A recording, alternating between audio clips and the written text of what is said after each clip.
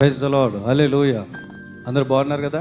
మరొకసారి పరిశుద్ధాత్మ దేవుడు ఈ ఉదయకాల సమయంలో ఈ ఆదరణ గడియ అనేటువంటి దైవిక కార్యక్రమం మిమ్మల్ని మీ కుటుంబాన్ని దర్శించడానికి దేవుడు నాకు ఇచ్చిన కృప బట్టి దేవుడికి వందనాలు చెల్లిస్తున్నాను.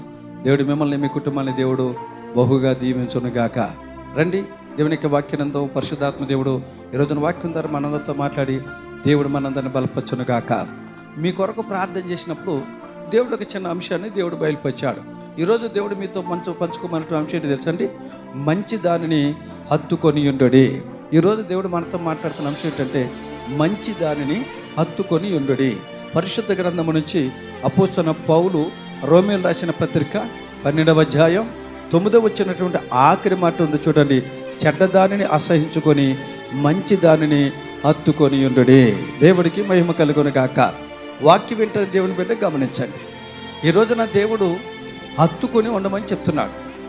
ఈ రోజున మీరు దేవుని మందు కోసం మీరు దేనిని హత్తుకొని ఉంటున్నారు? దేవుడికి ఇష్టమైన వాటిని హత్తుకొని ఉంటున్నారా? మీకు ఇష్టమైన వాటిని హత్తుకొని ఉంటున్నారా? సమాజానికి ఇష్టమైన వాటి అన్నిటిని హత్తుకొని ఉంటున్నారా? సంఘంలో దేవుని సేవకుడు బోధిస్తున్న బోధకు లోబడి దానిని మీరు హత్తుకొని ఉంటున్నారా? ఈ రోజున మీ మనసుకి ఏది నచ్చితే దాన్ని హత్తుకొని ఉంటున్నారా? లేకపోతే దేవుడు దేనిని హత్తుకొని ఉండమని చెప్తుందో, లేఖనాలు దేనిని హత్తుకొని ఉండమని చెప్తుందో దానిని హత్తుకొని ఉంటున్నారా? ఏది ఏమైనా కానీ పరిశుద్ధాత్మ దేవుడు ఈ రోజు దేవుడు వాక్యం ఏంటంటే మీతో దేవుడు చెప్తున్న మాట ఏంటంటే దేవుడు ఇష్టపడే వాటిని మీలో ఎవరు హత్తుకుని ఉండట్లేదు. దేవుడు చెప్పిన దాన్ని హత్తుకుని ఉండకపోతే మనం ఎన్నో చవి చూడాల్సిన పరిస్థితి వస్తుంది, ఎన్నో పేస్ చేయాల్సిన పరిస్థితి వస్తుంది. అయినను ఇప్పటి వరకు నువ్వు సరైనటువంటి రీతిలో సరైన పద్ధతిలో దేవుడు హత్తుకుని ఉండండి అని చెప్పి నువ్వు హత్తుకుని ఉండకపోయినా దేవుడు నిన్ను నీ కుటుంబాన్ని కాపాడాడు.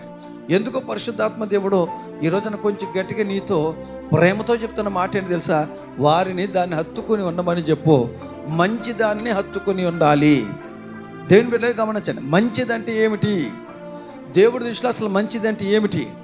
దేనిని మనం హత్తుకుని ఉండాలి? పరిశుద్ధాత్మ దేవుడు దేనిని హత్తుకుని ఉంటే మనం చూసి సంతోషిస్తాడు.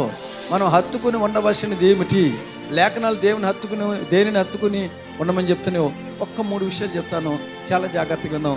దేవుడికి ఇష్టమైన వాటిని మనం హత్తుకుని ఉండాలి. ఏమిటి దేవుడికి ఇష్టమైనవి అంటే, మొదటిది ఆమోసు గ్రంథం 5వ అధ్యాయంలో 15వ వచ్చిన మాట ఏంటి తెలుసా? దేవుని దృష్టిలో మంచిది ఏంటంటే న్యాయముగా ఉండుట.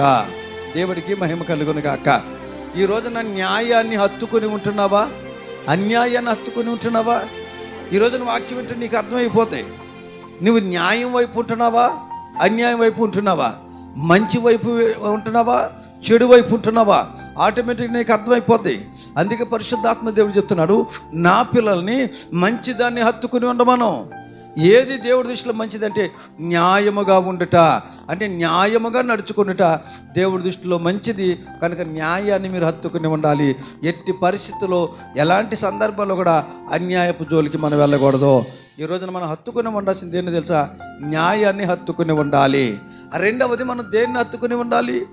ఎన్నో కష్టాలు వస్తాయండి, ఎన్నో అవమానాలు వస్తాయి, ఎన్నో ఇబ్బంది మనం ఫేస్ చేయాల్సిన పరిస్థితి వస్తుంది.